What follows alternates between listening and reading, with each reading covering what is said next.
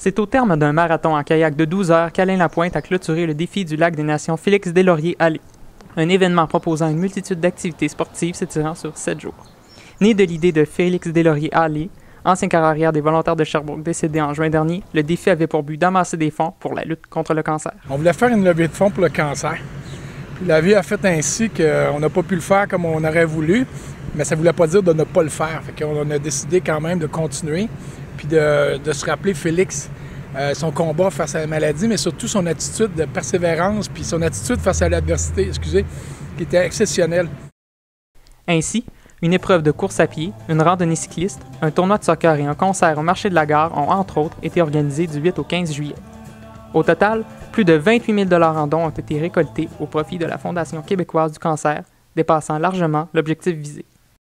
On est tellement contents. On s'était fixé un objectif qui était de 20 000.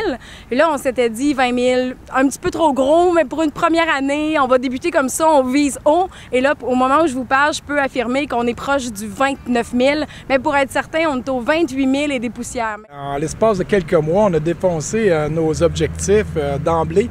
Puis c'est surtout voir la solidarité.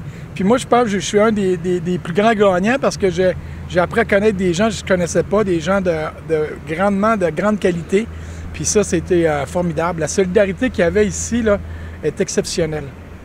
Le comité organisateur, composé exclusivement de bénévoles, travaille depuis avril à l'organisation du défi et a pu profiter d'une belle visibilité avec la fête du Lac des Nations qui se déroulait en même temps et au même endroit. Puis là, c'était des séances à tous les mercredis matin, à 7 h du matin, parce qu'on travaille tous après, donc on faisait ça de bonne heure.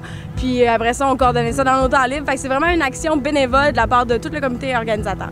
Mais aussi, ça nous causait aussi un défi de management pour coordonner les deux événements justement en même temps. Mais effectivement, puis je crois que la nature a été de notre côté parce qu'il y a tellement fait beau tout le long de nos épreuves qu'on était super contents, mais on a eu beaucoup de monde. Tout est donc en place pour une deuxième édition et peut-être plusieurs autres.